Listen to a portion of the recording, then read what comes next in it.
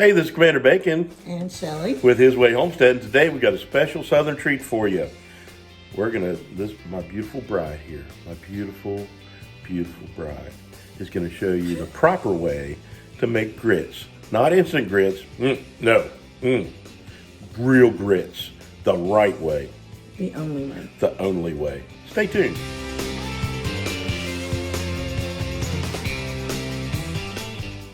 Okay, so early on in our YouTube days, which was a couple months ago, someone asked if I would do a video explaining how to make grits. And there are good ways and bad ways to make grits. If you don't know how to make grits, don't make grits. So today I'm going to show you how to do it, how I do it.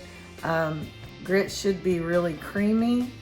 They should not be gritty after it's cooked. All right, so I'm gonna start with, these are stone ground grits. What is grits?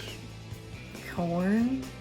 It's ground up corn. And this is non-genetically modified corn. Oh, good. Yeah, because we don't like genetically modified food here. We don't like chemicals in our food.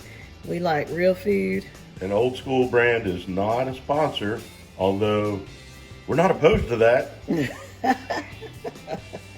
Yeah, so this is where we're starting. Good grits. I mean, you can just buy regular old store-bought grits. Don't buy instant grits ever. But any kind of grits will do. I like stone ground. And it has directions on the back. Okay? We'll post a picture of that. But we're not going to go by it. Oh, snap. We're not going to make a whole lot of changes, but the key to my grits is it calls for 4 cups of water, so I do half of that in milk. So I'm doing 2 cups of milk, 2 cups of water. I just mix that together, throw it in a pot.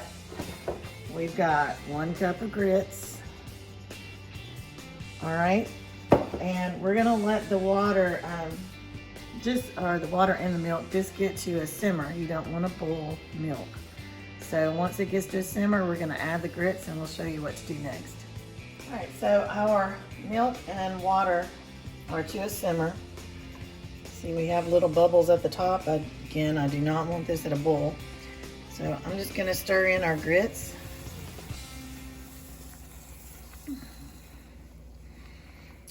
And the instructions on the package say to turn the heat down and let it cook for 20 to 25 minutes. Stirring occasionally. Now, that's all well and good if you just want normal, average, ordinary grits. If you want good grits, you want to go ahead and put the lid on, turn it down, but you want to stir it often. That's what makes the grits creamy, is stirring it more often. We're going to add some salt. I'm sure it tells you how much, but you know what? I'm a Southern cook, and this is how we measure. And I like grits to be salty, not sweet. So we're not even going to ask Commander Bacon what he does with his grits. We're not going to talk about it. So salt in there. We might even add some cheese later, make some good cheese grits. So we're just going to go ahead and put the lid on this. Let it cook. You do have to watch it. Don't put your lid on tight. If you see that's already boiling, and I've got this below medium heat. This will boil over if you're not paying attention. So I'm going to keep turning it down until I get a steady, slow simmer. And again, I'm going to come back every few minutes, not occasionally, every few minutes, and stir this. All right, back to the bacon. Okay, so here we are. We are about 10 minutes into cooking. And you can see this is thickened up really, really nicely. And I guess you can't see where the stove is. I've got this on low now because anything above low and it's gonna boil up and it pops grits all over my stove and it's really hard to clean up and I don't want to do all that. So just wanted to show you what it looks like halfway through.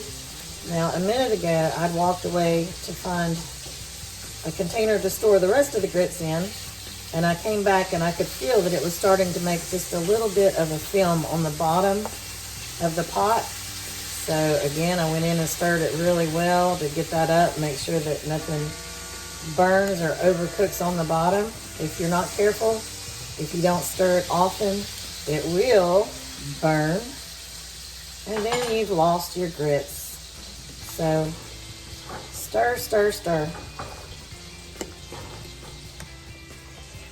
I just took the lid off. I wanted to show you, see how it boils up? It just kind of pops because this is so thick.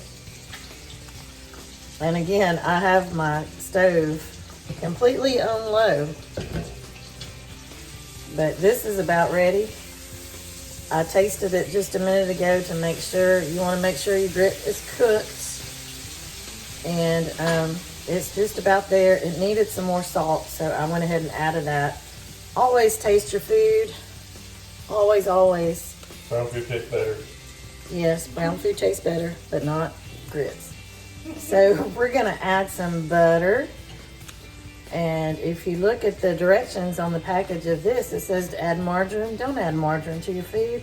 Margarine's nasty. It's plastic. Don't buy margarine. Butter. Buy butter, real butter. Butter's better. The ingredients should say cream and salt. Okay, that's it. So now we're going to add some cheese because I want cheese grits. And this is a pretty big pot of grits. This will last a long time, especially since I'm basically the only one that eats it around here. I mean, Doug will every now and then.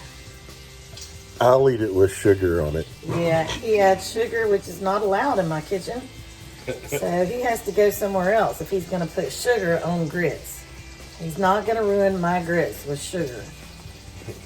Look at that. Isn't that beautiful? Cheesy grits. And at this point, you can go ahead and turn the fire completely off. Put the lid on it and just kind of let it sit and steam. That'll continue cooking the grits so that you don't have anything gritty in there. And that's about it.